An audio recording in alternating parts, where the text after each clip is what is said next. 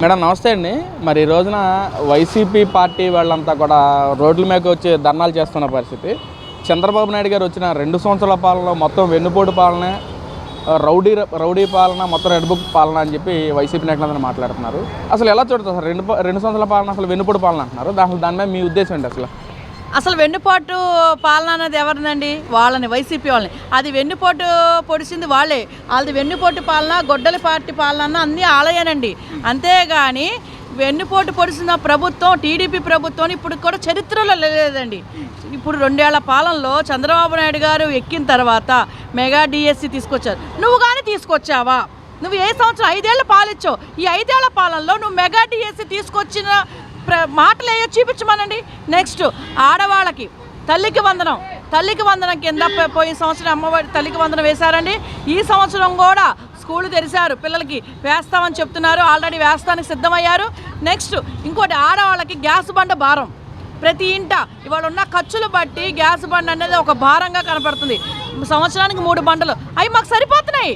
Next ఉచిత bus. ఇప్పుడు ఎక్కడికి వెళ్ళాలంటే ఉచిత బస్సు చాలా ఉపయోగపడుతుందండి. మేము స్కూల్కి వెళ్తున్నాం, పిల్లల్ని తీసుకురావడానికి, పిల్లల్ని దింపడానికి, వాళ్ళని తీసుకొచ్చి ఇప్పుడు ఏదైనా ఆ పిల్లలకి 20 రూపీస్ ఏదో పిల్లలకి స్నాక్స్ కొని పెడతానికి ఉపయోగపడుతుంది. కానీ 2 ఏళ్ల పాలనలో బాగా జరుగుతుందండి. మెగా డిఎస్సి రావటం, పిల్లలకి తల్లికి వందనం పడటం, గ్యాస్ బండలు, ఉచిత బస్సు, రైతులకి అన్నదాత కింద 2-3 విడతలు వేశారండి. మరి ఏమి చేయలేదన్నారు. ఎవరిదండి వెన్నుపోటు పాలన? నీ ప్రభుత్వంలో ఉన్న జగన్మోహన్ రెడ్డి. అది నువ్వు చూసి ఆచితూచి మాట్లాడాలని నేను అనుకుంటున్నానండి. అంటే ఇక్కడ అబద్ధానికి గనక ప్యాంటు షర్ట్ వేస్తే అది చంద్రబాబు లాగానే ఉంటుందని చెప్పి కూడా మాట్లాడుతున్నారు జగన్మోహన్ రెడ్డి గారు. అది జోక్ అన్నట్టు ఉంటుంది. అది ఎవరన్నది అంటే నాది నేను గొప్ప అనుకుంటాను కానీ యువతల గురించి చెప్పలేను కదా. అట్లా చంద్రబాబు నాయుడు గారి గురించి బురద జల్లటానికే ఉంది కానీ ప్రభుత్వం, అంతేగాని ఆయనది గొప్ప ఆయన చెప్పుకుంటాడు. ఈ ప్రభుత్వం ఎలా ఉందంటే జగన్మోహన్ రెడ్డి గారు హయాంలో అసలు ఎంత దరిద్రంగా, నీచంగా ఏం చేశాడండి? ఉద్యోగాలు లేవనే అవకాశాలు ఇచ్చాడా? ఉపాధి చూపించాడు. స్టూడెంట్స్కి ఎంతోమంది ఉద్యోగ అవకాశాలు లేక ఎంతో ఇబ్బంది పడుతున్నారు. ఏం తీసుకొచ్చారు? ఈ 2 ఏళ్లలో చంద్రబాబు నాయుడు గారు మనకి ఎన్ని కంపెనీలు తీసుకొచ్చారు? గూగుల్ సెంటర్ తీసుకొచ్చారు, రాయల్ ఎన్ఫీల్డ్ తీసుకొచ్చారు, అమరావతి రాజధానిలో ఎన్నో ఇండస్ట్రీలు తీసుకొచ్చిన ప్రభుత్వం చంద్రబాబు నాయుడు గారి ప్రభుత్వం. నువ్వు ఈ 5 ఏళ్ల పాలనలో అమరావతికి శంకుస్థాపన చేసి నేను ఈ కంపెనీ తీసుకొచ్చాను నువ్వు ఏ రోజైనా చెప్పావా? నువ్వు సభాముఖంగా మీడియా సాక్షిగా నువ్వు ముందుకొచ్చి చెప్పమని నేను చూస్తాను. అసలు చంద్రబాబు పరిపాలన అంటేనే రాక్షస పాలనకి నిర్వృత్తి రూపం. ఈ రోజున నారాసుడి నిజ స్వరూపం మరోసారి బట్టబయలేదని చెప్పి కూడా వైసీపీ నాయకులు నార్కే రోజా కానీ ఇటు కొడాలి నాని కానీ అందరూ మాట్లాడుతున్న పరిస్థితి. ఆర్కే రోజాకి, కొడాలి నానికి పని పాట లేదు, ఖాళీగా ఉన్నారు. మొన్న నేను ఒక ప్రోగ్రాంకి వెళ్ళానండి. ఒక మంత్రి పదవిలో ఆల్రెడీ మాజీ మంత్రి పదవులు ఉన్న ఆయన వెనక కార్యకర్తలు కూడా లేరండి. ఉట్టి సాధారణ మనిషిలాగా 4 నేసుకుని వచ్చాడు. అంటే ఏంటి? ఒక మనిషి ఒక మంచి పని చేస్తే ఆయన వెనక ఎంతోమంది 100 మంది ఉంటారండి. అంటే నువ్వు చెయ్యలేదనేగా నీ నోటి దోలకి రేపొద్దున నీ వెనక తిరిగే వాళ్ళు కూడా ఎక్కడ తిడతారో కొడతారో, వీడితో తిరిగితే నన్ను తిట్టుకుంటున్నారన్న ఉద్దేశంతో నీ వెనక కార్యకర్తలు కూడా నీ వెనక తిరగట్లా. అంటే ఏంటి? నీ నోటి దోల. రోజాకి నోటి దోల ఎక్కువైపోయింది.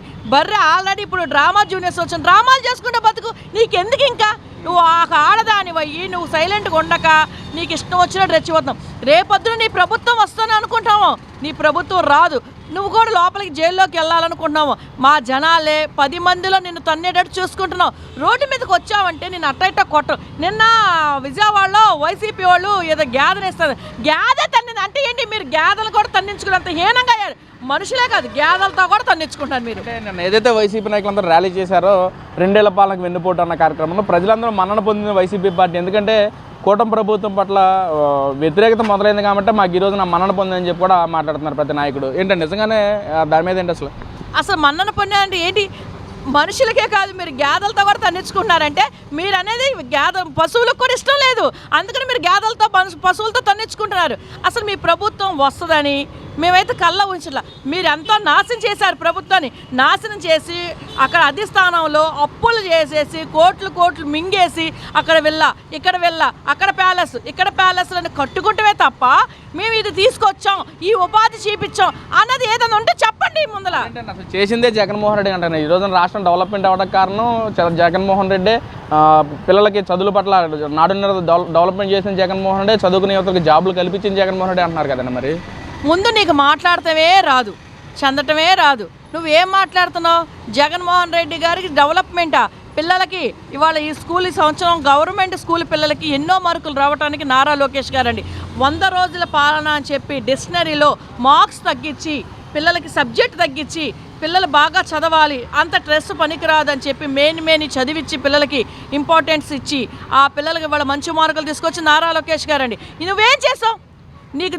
నీకు చదవటమే రాదు, నీకు మాట్లాడటమే రాదు. మొన్న ఒక స్పీచ్ ఇచ్చాడు, ఏంటో మే నెలలో స్పీచ్ ఇస్తూ సెప్టెంబర్కి వచ్చి మాట్లాడతాడు. నీకు మే నెల ఏదో జూన్ నెల కూడా తెలియదు. నువ్వు ఇంకొక నీతి గురించి ఇంకొకరి గురించి మాట్లాడే హక్కు ఉంది. విద్యాశాఖ మంత్రి అయిన లోకేష్ గారి పాలన ఎలా ఉంది, నీ పాలన ఎలా ఉందో ఒక్కసారి వెనక తిరిగి చూసుకుంటే నీకు తెలుసు జగన్మోహన్ రెడ్డి. అంటే ఇక్కడ ముఖ్యంగా మనం జెడ్ దానిలో ఉన్నాము. ఈ రోజున యువత ఎలా ముందు చూపుకు వస్తున్నారో మనం చూస్తున్నాం. దేశంలో ఎలా అయితే కాక్రోచ్లు వచ్చారో మన రాష్ట్రంలో కూడా కాక్రోచ్లు చంద్రబాబుకి వ్యతిరేకత మొదలయ్యారు. ఆ కాక్రోచ్లు నేను కూడా ఒక కాక్రోచ్గా చంద్రబాబు వ్యతిరేకిస్తారని చెప్పి కూడా జగన్మోహన్ రెడ్డి గారు మాట్లాడుతున్నారు. ఏంటండి దాని మీద? అసలు కాక్రోచ్ నువ్వే ఒప్పుకుంటున్నావు. నువ్వు కాక్రోచ్ అంటే అందరు కంపరం, అది చిరాకు, అది నువ్వే ఒప్పుకున్నావు కదా. ఒక మనిషి దగ్గరికి కాక్రోచ్లు చేరాలి అంటే నీలాంటి కాక్రోచ్లు 100 కాక్రోచ్లు కలిసినా ఒక చేపను కానీ ఒక కొండను కానీ ఏది చేయలేవు. చంద్రబాబు నాయుడు ఒక లెజెండ్. ఆయన కదపాలంటే ఒక కొండనైనా ఆయన కదపాలంటే ఎవడి వల్ల అవ్వదు.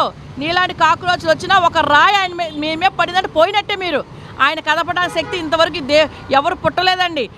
ప్లస్ కూటమి ప్రభుత్వంలో అసలు నీ హయాంలో మోడీ గారు, నువ్వు మంచోడివే, నువ్వు మంచి పనులే చేస్తున్నావు.